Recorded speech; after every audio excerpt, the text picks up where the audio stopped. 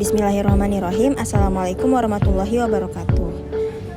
Perkenalkan, nama saya Wardah Agil Goliah, NPM 28110085. Di sini saya akan mempresentasikan rancangan proposal seminar psikologi Islam saya yang berjudul Religiusitas Kepribadian Introvert pada Mahasiswa.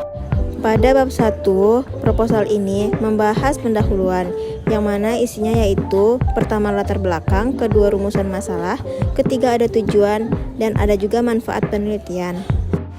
Latar belakang dari penelitian ini, religiusitas merupakan salah satu faktor utama dalam hidup dan kehidupan. Religiusitas yang tinggi ditandai dengan adanya keyakinan akan adanya Tuhan yang dimanifestasikan dalam proses individu, mempelajari pengetahuan mengenai ajaran yang diyakininya dan perilaku yang sesuai dengan ajaran agamanya. Perilaku menjalankan apa yang diperintah dan menjauhi apa yang dilarang oleh agama akan memberikan rasa dekat dengan Tuhan, rasa bahwa doa-doa yang dipanjatkan selalu dikabulkan, rasa tenang dan sebagainya.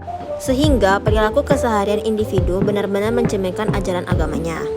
Introvert merupakan kepribadian orang yang lebih suka menyendiri.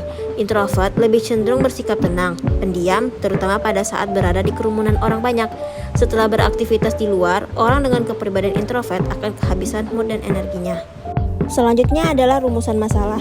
Berdasarkan latar belakang, rumusan masalah dalam penelitian ini yaitu untuk mengetahui bagaimana religiusitas pada mahasiswa yang memiliki kepribadian introvert. Selanjutnya adalah tujuan. Berdasarkan judul dan rumusan masalah yang telah saya jelaskan, maka tujuan dari penelitian ini adalah untuk mengetahui religiusitas pada mahasiswa yang memiliki kepribadian introvert. Selanjutnya adalah manfaat penelitian. Manfaat dari penelitian ini dapat dibagi menjadi dua, yaitu manfaat teoritis dan manfaat praktis. Adapun kedua manfaat itu dapat dijelaskan sebagai berikut. Yang pertama, manfaat teoritis adalah diharapkan dapat memperkaya kepustakaan psikologi Islam, khususnya psikologi mengenai kepribadian. Selain itu, penelitian ini juga sebagai referensi tambahan dan pertimbangan bagi penelitian selanjutnya yang berkaitan dengan tipe kepribadian dan bahasan mengenai religiusitas. Manfaat selanjutnya manfaat praktis, yaitu hasil penelitian ini diharapkan dapat menjadi referensi yang ada dan dapat diamalkan oleh siapapun. Selanjutnya dalam bab 2 ini membahas tentang landasan teori, yang mana membahas tentang konsep religiusitas dan konsep kepribadian introvert. Pengertian religiusitas itu adalah hubungan batin antara manusia dengan Tuhan yang dapat mempengaruhi kehidupannya. Hubungan batin antara manusia dengan Tuhan dalam kehidupan sehari-hari seperti menjalankan ibadah. Selanjutnya adalah dimensi religiusitas. Menurut Ancok dan Suroso, terdapat 5 dimensi dalam religiusitas, yaitu yang pertama adalah religious belief, selanjutnya religious practice, selanjutnya religious feeling, selanjutnya religious knowledge, dan yang terakhir religious effect. Selanjutnya adalah faktor-faktor tingkat religiusitas. Menurut Jalaluddin, menyebutkan ada 2 faktor yang mempengaruhi tingkat religiusitas, yaitu yang pertama adalah faktor internal. Faktor internal itu adalah faktor yang berasal dari dalam diri individu, seperti faktor hereditas, yaitu keturunan, tingkat usia, kepribadian, dan kondisi kejiwaan.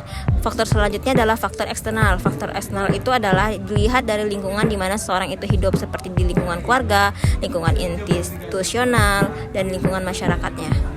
Selanjutnya adalah konsep kepribadian. Pengertian kepribadian introvert, orang yang introvert terutama dipengaruhi oleh dunia subjektif, yaitu dunia di dalam dirinya sendiri. Orientasi terutama tertuju ke dalam pikiran, perasaan, tindakan-tindakannya terutama ditentukan oleh faktor-faktor subjektif. Penyesuaiannya dengan dunia luar kurang baik, jiwanya tertutup, sukar bergaul, sukar berhubungan dengan orang lain, kurang dapat menarik hati orang lain. Nah, penyesuaian dengan batinnya sendiri itu cukup baik. Bahaya tipe introvert ini jika jarak dengan dunia objektifnya terlalu jauh sehingga orang lepas dari dunia objektifnya. Aspek-aspek kepribadian introvert itu yang pertama ada aktivitas, yang kedua ada bersosial, yang kedua adalah risk taking atau mengambil resiko, selanjutnya ada impulsiveness, impulsif, selanjutnya ada ekspresi, selanjutnya adalah refleksi, dan yang terakhir adalah tanggung jawab. Faktor dari kepribadian ini, menurut Sjakawi, faktor-faktor dapat mempengaruhi kepribadian seseorang dikelompokkan menjadi dua faktor, yaitu faktor internal dan faktor eksternal. Faktor internal itu adalah faktor yang berasal dari dalam diri individu tersebut yang biasanya merupakan faktor genetik atau bawaan sejak lahir. Faktor internal ini dipengaruhi oleh sifat yang dimiliki oleh orang tuanya. Nah, faktor eksternal itu faktor yang berasal dari luar diri individu tersebut yang biasanya itu dipengaruhi oleh lingkungan sekitarnya, yaitu seperti keluarga, teman, tetangga, dan juga dipengaruhi oleh berbagai media seperti audio, TV, atau media cetak, media sosial seperti majalah, koran, dan lain sebagainya. Selanjutnya, di dalam bab 3 membahas metodologi penelitian, yaitu tentang seperti jenis penelitian, teknik pengambilan data, teknik analisis data, teknik pengolahan data. Baiklah, di dalam bab metode penelitian ini membahas tentang jenis penelitian. Jenis penelitian yang digunakan pada penelitian ini adalah pendekatan kualitatif. Pengertian dari penelitian kualitatif adalah penelitian yang menghasilkan penemuan-penemuan yang tidak dapat dicapai dengan menggunakan prosedur statistik atau dengan cara kuantitatif. Nah, selanjutnya adalah materi penelitian.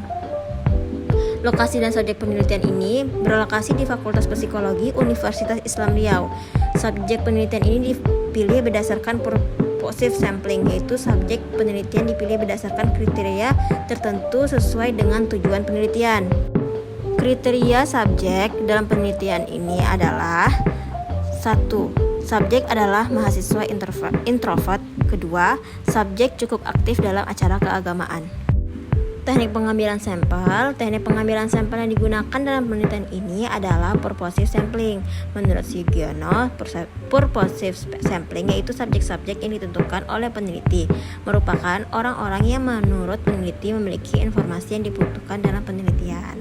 Selanjutnya adalah teknik pengumpulan data. Itu ada 3. Yang pertama observasi, kedua wawancara, dan yang ketiga adalah dokumentasi. Selanjutnya adalah prosedur penelitian. Ada 4 tahap. Tahap pertama adalah tahap persiapan, tahap kedua adalah tahap pelaksanaan, yang ketiga adalah tahap pengumpulan data, dan yang keempat adalah tahap penyelesaian. Selanjutnya adalah teknik analisis data. Di sini ada 4 juga. Yang pertama adalah mengumpulkan data, yang kedua adalah reduksi data, yang ketiga adalah penyajian data, dan yang keempat yang terakhir adalah penyimpulan atau conclusion. Teknik pengumpulan datanya itu ada menggunakan 3. Yang pertama adalah triangulasi sumber data, yang kedua triangulasi metode, dan yang ketiga adalah triangulasi data. Baiklah, cukup sekian presentasi yang dapat saya lakukan. Jika ada kekurangan saya mohon maaf. Assalamualaikum warahmatullahi wabarakatuh.